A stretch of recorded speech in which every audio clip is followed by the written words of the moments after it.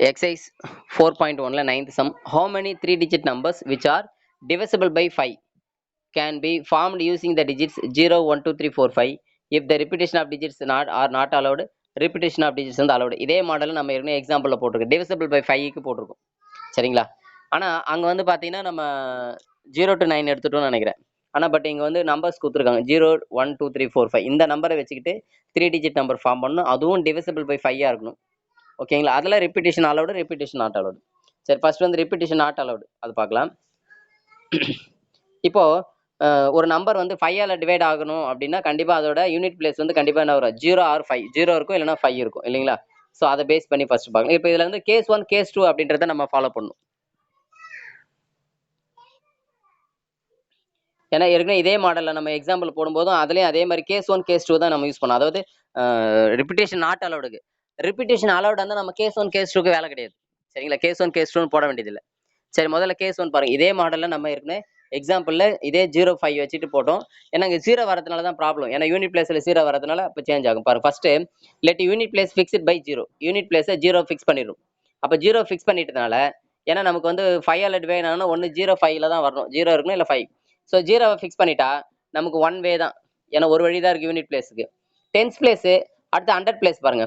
100 place வந்து நம்ம என்ன பண்ணலாம் அப்படின்னா பேலன்ஸ் இருக்கிற 5 நம்பர், ஏன்னா 0 ஃபிக்ஸ் பண்ணியாச்சு. இப்போ 0 ஃபிக்ஸ் பண்ணிட்டா பேலன்ஸ் இருக்கிற 1, 2, 3, 4, 5 அந்த 5 நம்பர்ல எதை வேணாலும் நம்ம 100 பிளேஸில் ஃபில் பண்ணலாம். அப்போ 5 வேஸ். அடுத்து டென்ஸ் பிளேஸ் வந்து இப்போ ரிமைனிங் இருக்கிறது நம்ம கிட்ட 4 நம்பர் தான். அப்போ 4 வேஸ். அவ்வளோதான். 5 × 4 × 1. அப்போ என்ன வரும்? நமக்கு 20 வேஸ் வரும்.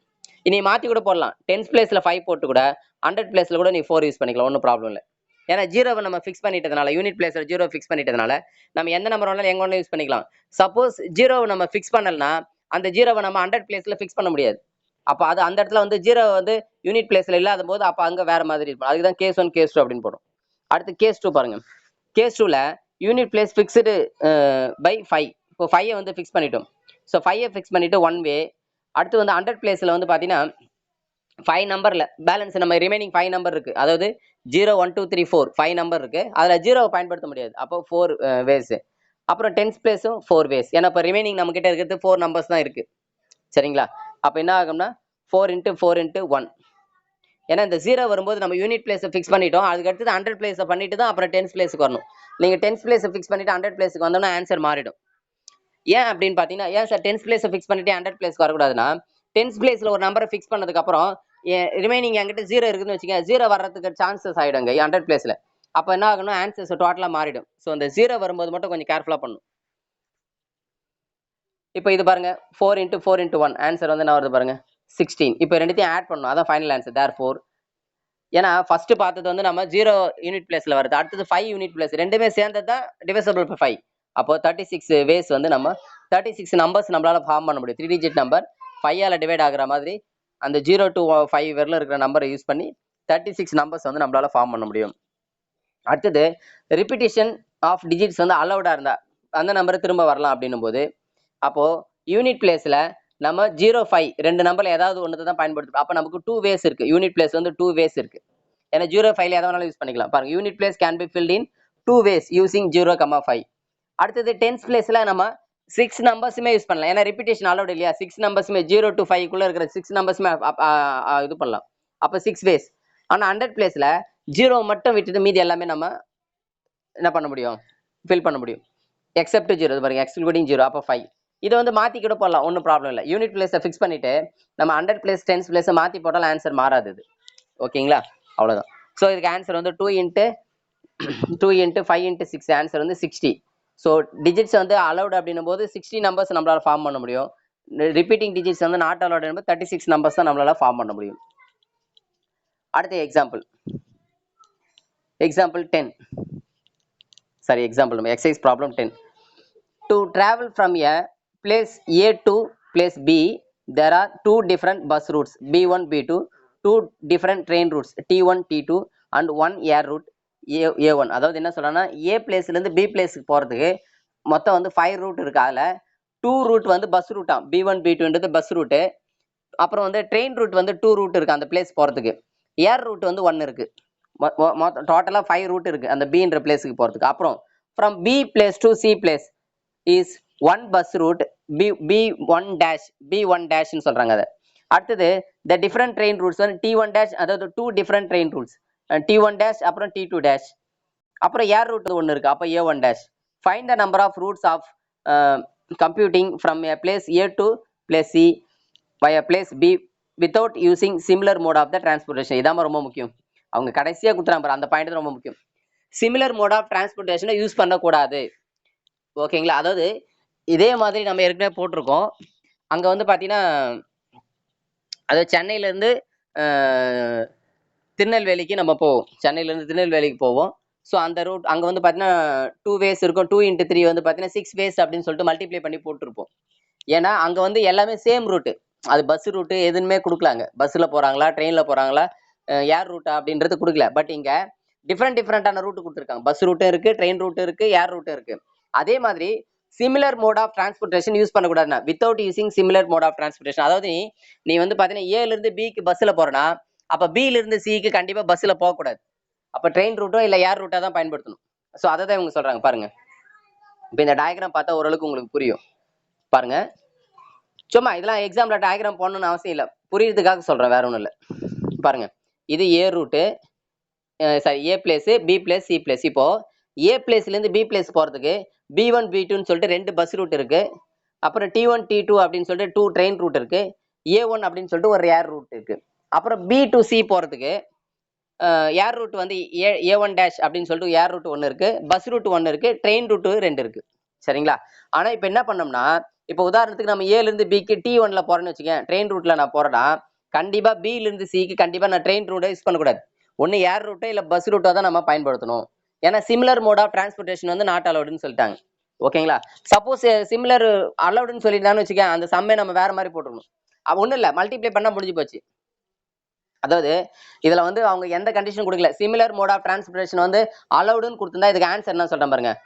ஏ டு பிக்கு வந்து 5 வேஸ் இருக்கா, பி டு சிக்கு 4 வேஸ் இருக்கா, அப்போ 5 4 சார் 20 வேஸ். அவ்வளோதான், முடிஞ்சு போச்சு ஆன்சர். ரெண்டுத்தையும் மல்டிப்ளை ப்ராடக்ட் பண்ணா முடிஞ்சு போச்சு. ஏன்னா எந்த கண்டிஷன் கொடுக்கலனா. ஆனா இங்க கண்டிஷன் கொடுத்ததுனால ஒரு சின்னதா டேபிள் மாதிரி போறேன் பாருங்க. நீங்க எப்படி வேணாலும் போட்டுக்கலாம், டேபிள் மாதிரி போட்டுக்கலாம், நீங்க எப்படி வேணாலும் எழுதிக்கலாம், ஒன்றும் பிரச்சனை இல்லை. சரி பாருங்க, ஃபர்ஸ்ட் பாருங்க, கொஞ்சம் கேர்ஃபுல்லா இது பண்ணுங்க, அப்பதான் புரியும் அது.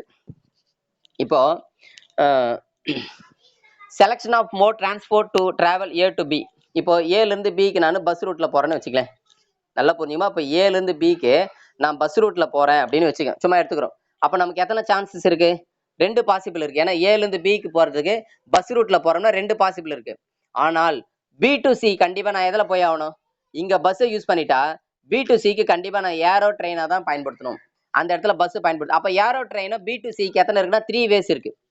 எப்படின்னா ட்ரெயின் வந்து 2 இருக்கு, ஏர் வந்து 1 இருக்கு. இது பி டு சிக்கு போறதுக்கு அப்போ 3 ரூட் இருக்கு, அப்போ 3. சரிங்களா? இதுக்கு வந்து 2. ஏ டு பி போறதுக்கு பஸ்ல போறதுனால 2 ரூட்டு, பி டு சி வந்து பஸ்ஸை தவிர்த்து ஏரோ ட்ரெயின்ல போறதுனால அதுக்கு ஒரு 3 ரூட். முடிஞ்சிச்சா? இது ரெண்டுத்தையும் ப்ராடக்ட் பண்ணிக்குமா, 2 × 3 வந்து 6. அதான் ஏ டு சிக்கான டோட்டல் நம்பர் ஆஃப் ரூட்ஸ். முடிஞ்சு போச்சு. அடுத்தது சப்போஸ் நான் ட்ரெயின்ல போறேன்னு வச்சுங்களேன், ஏ டு பி வந்து ட்ரெயின்ல போனா ஏ டு பி ட்ரெயின்ல போறதுக்கு 2 வேஸ் இருக்கு. அப்போ நான் பி டு சிக்கு கண்டிப்பா ட்ரெயின்ல போகக்கூடாது. அப்போ எதில் போய் ஆகணும்? ஏர்லயோ பஸ்லயோ தான் போய் ஆகணும். ஏர் ரூட் 1 இருக்கு, பஸ் ரூட் 1 தான் இருக்கு பி டு சி போறதுக்கு. அப்போ 2 வேஸ் தான் இருக்கு. அப்போ இது ரெண்டுத்தையும் மல்டிப்ளை பண்ணா 2 × 2 4 வேஸ். அடுத்தது சப்போஸ் நான் ஏ டு பி வந்து நான் ஏர்ல போறேன்னு வச்சுங்களேன், ஏரோப்ளேன்ல போனோம்னா அப்போ நான் பி டு சி வந்து கண்டிப்பா ஏரோப்ளேன் யூஸ் பண்ண முடியாது. அப்போ பஸ்ஸும் ட்ரெயினும் தான் யூஸ் பண்ணி ஆகணும். பஸ் ரூட் 1 இருக்கு, ட்ரெயின் ரூட் 2 இருக்கு, டோட்டலா 3 ரூட்ஸ் இருக்கு. இப்போ இது ரெண்டுத்தையும் ப்ராடக்ட் பண்ணினா 1 × 3 வந்து 3. டோட்டலா ஆட் பண்ணினா 6 + 4 + 3 ஆட் பண்ணினா 13 roots.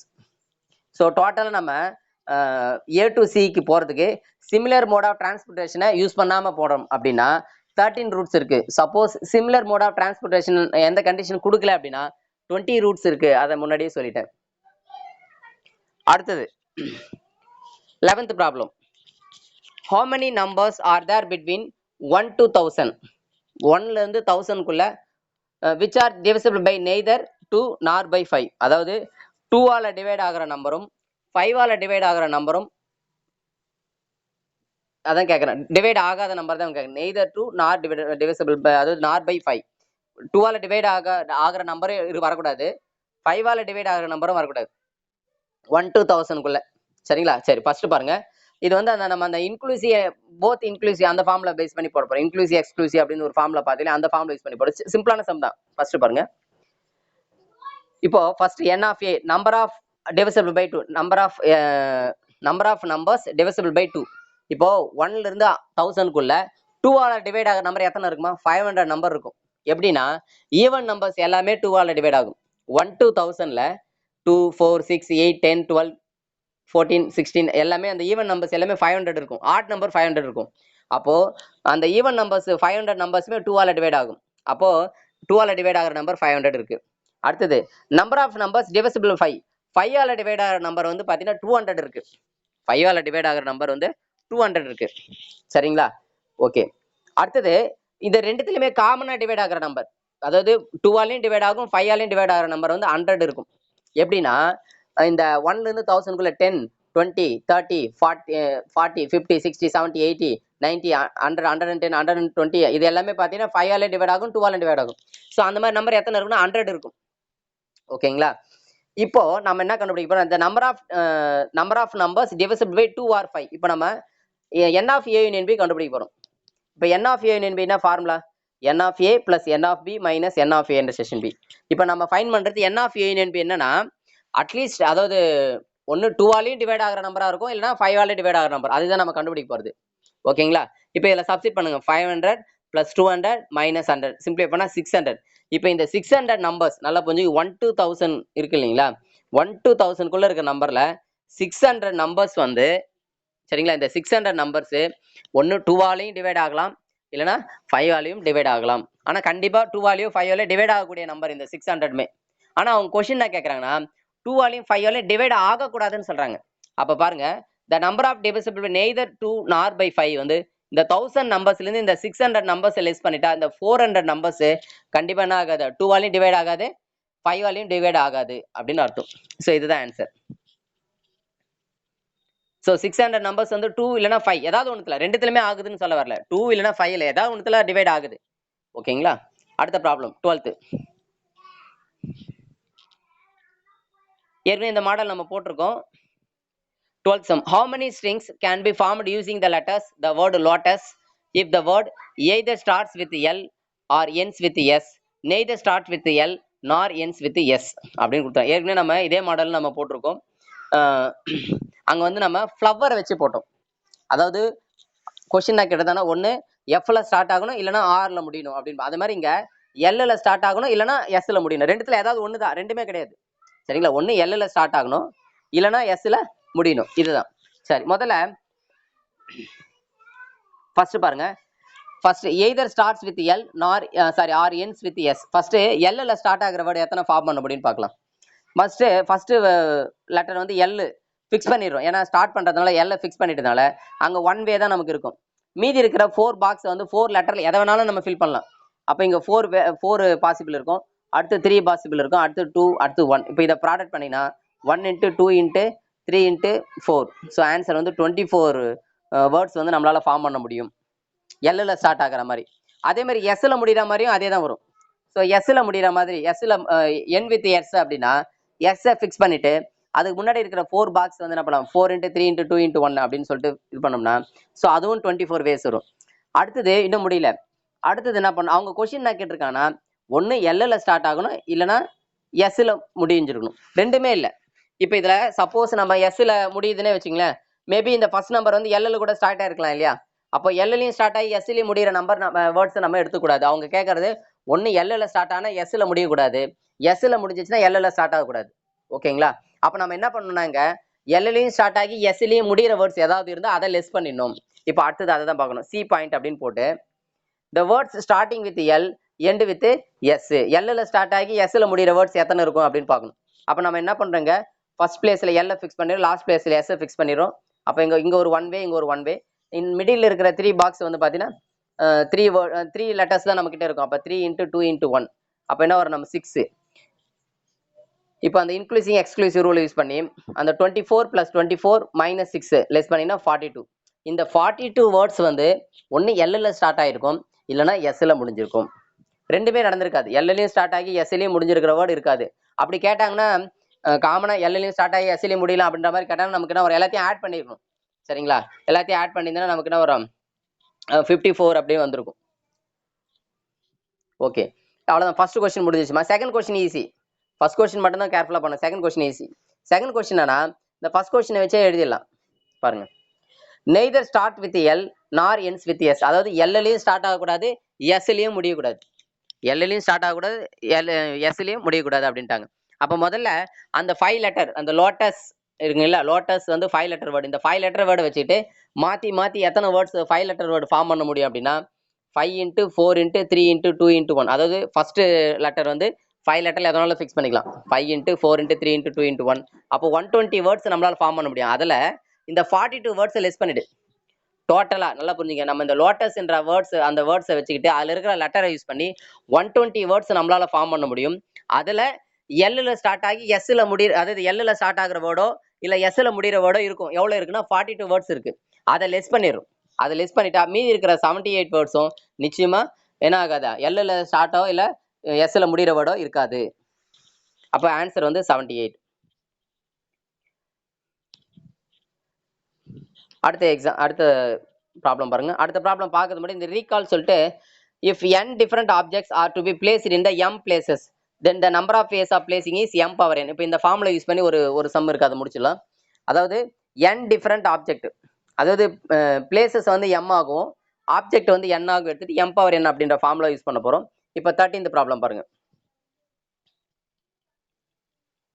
13th problem, count the total number of ways of answering 6 objective type questions. Each questions having 4 choices. நல்லா புரிஞ்சுங்க, ஒரு ஆப்ஜெக்டிவ் டைப் எக்ஸாம் வந்து நம்ம எழுதுறோம், ஆப்ஜெக்ட் டைப் கொஸ்டின் எழுதுறோம். Each question having 4 choice, 4 choice இருக்கு.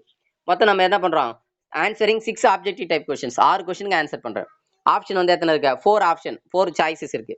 அப்போ இந்த 4ன்றது வந்து பாத்தீங்கன்னா பாருங்க, இந்த number of answering 6 object type, each questions have 4 choice. அப்போ 4 power 6 இஸ் ஆன்சர்.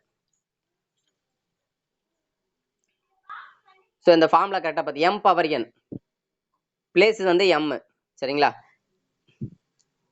ஸோ இங்கே m வந்து பார்த்தீங்கன்னா பிளேஸ் வந்து பார்த்தீங்கன்னா இந்த 4 சாய்ஸஸ், அதுதான் வந்து m எடுத்துக்கணும்.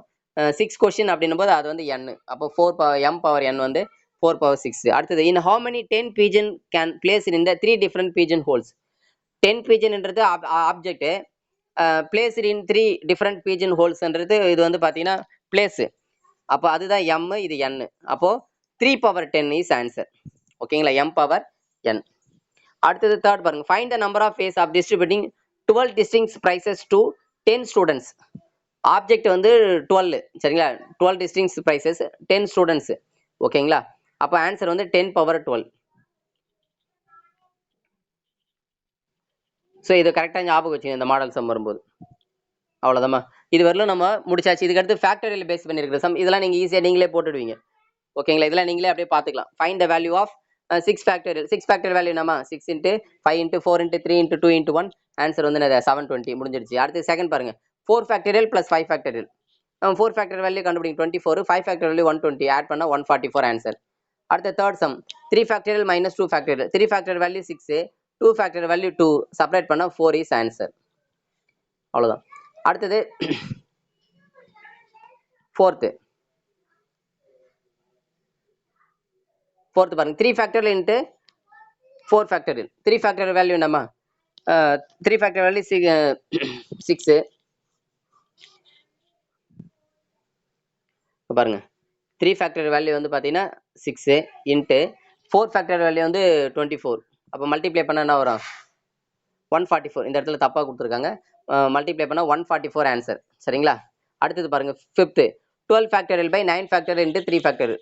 இப்போ இந்த 12 ஃபேக்டரியலில் இப்போ வேல்யூ கண்டுபிடிக்காதீங்க. இந்த மாதிரி வேல்யூஸ் அதிகமாக, ஃபேக்டரியல் வேல்யூ அதிகமாக போகும்போது வேல்யூவை கண்டுபிடிக்கூடாது. நம்ம என்ன பண்ணோம், ஷார்ட்கட் சொல்லியிருக்கல அந்த மாடலில் போடணும். இப்போ 12 ஃபேக்டரியல் எப்படி எழுதலாம், 12 இன்ட்டு 11 இன்ட்டு 10 இன்ட்டு எங்கே ஸ்டாப் பண்ணுறோமோ அந்த நம்பருக்கு மட்டும் ஃபேக்டரியல் போடணும். இப்போ 9ஓட நிறுத்திக்கு போனோம் அப்படின்னா 9 factorial by 9 factorial into 3 factorial. இப்போ இந்த 9 ஃபேக்டரியல் 9 ஃபேக்டரியல் ஆனால் டினாமினேட்டர் நமக்கு என்ன இருக்கோ அதை பொறுத்து தான் நம்ம நியூமரேட்டர் இருக்கிற ஃபேக்டரியல் எது வரலாம் நம்ம ஸ்டாப் பண்ணோம் அப்படின்ட்டு தெரியும். கேன்சல் பண்ணியாச்சு, அவ்வளோதான். இப்போ டினாமினேட்டரில் 3 ஃபேக்டரியல் வேல்யூ 6. அப்போ 6 போட்டு இந்த 6க்கும் 12 அடிச்சா நான் ஒரு 2 டைம்ஸ் வரும், அவ்வளோதான். மல்டிப்ளை பண்ணிக்க வேண்டியதான். 110 இன்ட்டு 2 வந்து 220 இஸ் ஆன்சர். அடுத்தது 6th பாருங்க, n plus 3 factorial by n plus 1 factorial. n plus 3 factorial எப்படி எழுதலாம் அப்படின்னு பார்த்தீங்கன்னா, n plus 3 இன்ட்டு அதுலேருந்து ஒன்று குறைச்சிக்கங்க. அப்போ n plus 2 இன்ட்டு மறுபடியும் ஒன்று குறைங்க, n plus 1 ஃபேக்டரியல் பை, ஏன்னா டினாமினேட்டரில் n plus 1 இருக்கிறதுனால நியூமரேட்டர்ல n+1 வரணும்னா அப்படியே என்ன பண்ணலாம், ரெடியூஸ் பண்ணி எழுதணும்னா இந்த n+1 factor n+1 factor cancel ஆச்சுன்னா ரிமைனிங் இருக்கிற ஆன்சர் வந்து n+3 இன்ட்டு n+2. அடுத்து 15th ப்ராப்ளம் பாருங்க. Evaluate n factorial by r factorial into n minus R factor. இப்போ n-க்கு என்ன கொடுக்கணும், 6ம் 2ம் கொடு, n-க்கு 6ம் r-க்கு 2ம் கொடுங்க. n-க்கு 6 கொடுத்தா 6 ஃபேக்டரியல் பை r-க்கு 2 கொடுத்தா 2 factorial n minus R 6 minus 2 வந்து 4 ஃபேக்டரியல். அவ்வளோதான். 6 ஃபேக்டரியல் எப்படி எழுதலாம்? இப்போ இந்த மாதிரி சிம்பிளா இருக்கிறதெல்லாம் ஃபுல்லா எக்ஸ்பிளைன் பண்ணிடுறாங்க. எக்ஸ்பேண்ட் பண்ணி கேன்சல் பண்ணிக்கலாம், பிரச்சனை இல்லை. ரொம்ப பெரிய பெரிய வேல்யூவா இருக்கும்போது நம்ம என்ன பண்ண முடியாது, ஃபைன் பண்ண முடியாது இல்லையா? ஸோ அந்த மாதிரி இருக்குதா நீங்க அந்த மாதிரி யூஸ் பண்ணிக்கலாம். இந்த மாதிரி நீங்க ஷார்ட்டா ஈஸியா சிம்பிளை பண்ணிக்கலாம். 6 ஃபேக்டரியல் வேல்யூ வந்து 6 into 5 into 4 into 3 into 2 into 1. இது கூட எப்படி எழுதலாம்னா 6 ஃபேக்டரியல் 6 இன்ட்டு 5 இன்ட்டு 4 ஃபேக்டரியல் எழுதிக்கலாம். 4 ஃபேக்டரியல் டினாமினேட்டர்ல ஆல்ரெடி 2 ஃபேக்டரியல் இன்ட்டு 4 ஃபேக்டரியல் இருக்கு இல்லையா? ஸோ இந்த 4 ஃபேக்டர் கேன்சல், இந்த 2க்கும் 6 கேன்சல் பண்ணி 3, அப்போ 3 5 15 முடிச்சுக்கலாம் ஈஸியா. உங்களுக்கு எப்படியோ எப்படி வேணாலும் போட்டுக்கலாம். ஸோ ஆன்சர் வந்து 15. அடுத்தது செகண்ட் பாருங்க. n-க்கு 10 r-க்கு 3 கொடுக்குறாங்க. அப்போ 10 factorial by 3 factorial into 7 factorial. இதை சிம்பிளை பண்ணிங்கன்னா ஆன்சர் வந்து 120. ஓகேங்களா? இது கூட அதே மாதிரி போடுங்க. சரிங்களா? இவங்க ஃபுல்லாக எக்ஸ்பேண்ட் பண்ணிக்க தேவையில்லை. 10 ஃபேக்டரியல் எப்படி எழுதலாம், 10 இன்ட்டு 9 இன்ட்டு 8 இன்ட்டு 7. ஏன் 7 எடுத்தீங்கன்னா டினாமினேட்டர்ல 7 இருக்கிறதுனால. அப்போ 7 ஃபேக்டரியல் கேன்சல் பண்ணிட்டோம்னா இந்த 3 ஃபேக்டரியல் வேல்யூ 6, அதை அப்ளை பண்ணி கேன்சல் பண்ணி போட்டா ஆன்சர் வந்து 120. அடுத்தது வந்து தேர்ட் சப்டிவிஷன் பாருங்க. n வந்து அதே தான், r மட்டும் 2. So n factorial by 2 factorial into n minus 2 factorial. இப்போ இந்த n ஃபேக்டரியல் எப்படி எழுதலாம், n இன்ட்டு அதுலேருந்து ஒன்று கம்மி பண்ணணும், n minus 1 into n minus 2 factorial. ஏன்னா டினாமினேட்டர் n மைனஸ் 2 இருக்கு இல்லையா? So n minus 2 factorial n minus 2 factorial cancel பண்ணிட்டா ரிமைனிங் இருக்கிறது n into n minus 1 by 2 factorial value 2. அவ்வளோதான்.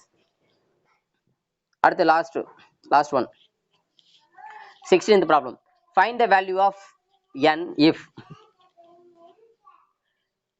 n+1 factorial equal to 20 into n minus 1 factorial. இதான் வந்து கொடுத்துருக்காங்க. இதை வச்சுட்டு என்னோட வேல்யூ கண்டுபிடிக்கணும். சரி, முதல்ல இந்த n+1 ஃபேக்டர் இருக்குல்ல லெஃப்ட் சைடில், அது எப்படி எழுதலாம் அப்படின்னா n+1 ஃபேக்டர் n+1 இன்ட்டு n+1லேருந்து 1 லெஸ் பண்ணிடுங்க, n மறுபடியும் n-லேருந்து 1 லெஸ் பண்ணுங்க, n மைனஸ் 1 ஃபேக்டரியல். அதை ஸ்டாப் பண்ணிக்கலாம். ஸ்டாப் பண்ணியாச்சு, அதான் பண்ணியிருக்கேன் பாரு. n+1 into n minus 1 factorial. எதுக்காகனா ரைட் சைடில் n மைனஸ் 1 ஃபேக்டர், ஏன்னா எப்பவுமே நம்ம ஃபேக்டரியலை கேன்சல் பண்ணிடணும். அப்போ இந்த n மைனஸ் 1 ஃபேக்டர் கேன்சல் ஆயிடுச்சுன்னா அப்போ ரிமைனிங் இருக்கிறது என்ன பாருங்க, n+1 into n equal to 20. அவ்வளோதான். இதுக்கு அடுத்து சிம்பிளை பண்ணலாம். அந்த n உள்ள மல்டிப்ளை பண்ணுங்க, n ஸ்கொயர் பிளஸ் n, இந்த 20 வந்து லெஃப்ட் சைடு கொண்டு வந்தால் -20 ஆகிடும். அப்போ n square plus n -20 equal to 0. அவ்வளோதான். ஃபேக்டரைஸ் பண்ணிக்கலாம். ஃபேக்டரைஸ் பண்ண என்ன வரும் பாருங்க, n+5 into n minus 4 equal to 0. அப்போ n equal to 4. n equal to -5 வந்து நாட் பாசிபிள். ஏன்னா n-ன்றது இங்கே நம்பர் ஆஃப் எலமெண்ட்ஸ் பேஸ் பண்ணி தானே இருக்கு. ஸோ n வந்து பாசிட்டிவ் தான், நெகட்டிவ் எடுத்துக்கூடாது. அடுத்தது பாருங்க. அடுத்தது second, 1/8 factorial plus 1/9 factorial equal to n/10 factorial. இப்போ என்ன பண்ணலாம் இதில் பாருங்க, மல்டிப்ளைட் பை 10 ஃபேக்டரியல் மல்டிப்ளை பண்ணலாம். எப்படி வேணாலும் சிம்பிளை பண்ணிக்கலாம். நீ வேல்யூ கண்டுபிடிச்சு சிம்பிளை பண்ணிக்கலாம். 10 ஃபேக்டரியல் மல்டிப்ளை பண்ணுறாங்க முதல்ல. 10 ஃபேக்டரியல் மல்டிப்ளை பண்ணும்போது 10 factorial by 8 factorial plus 10 factorial by 9 factorial equal to இந்த 10 ஃபேக்டர் டினாமினேட்டர் 10 ஃபேக்டர் கேன்சல் ஆயிடுது. இப்போ இந்த 10 ஃபேக்டர் எப்படி எழுதலாம், 10 into 9 into 8 factorial by 8 factorial plus 10 into 9 factorial by 9. இந்த 9 ஃபேக்டரியல் 9 ஃபேக்டரியல் கேன்சல், இந்த 8 ஃபேக்டரியல் கேன்சல் ஆயிடும். அவ்வளோதான். 10 இன்ட்டு 9 வந்து 90 பிளஸ் ஒரு 10 ஈக்குவல் டு n. ஈஸியாக வந்துச்சு பாரு, n ஈக்குவல் டு 100.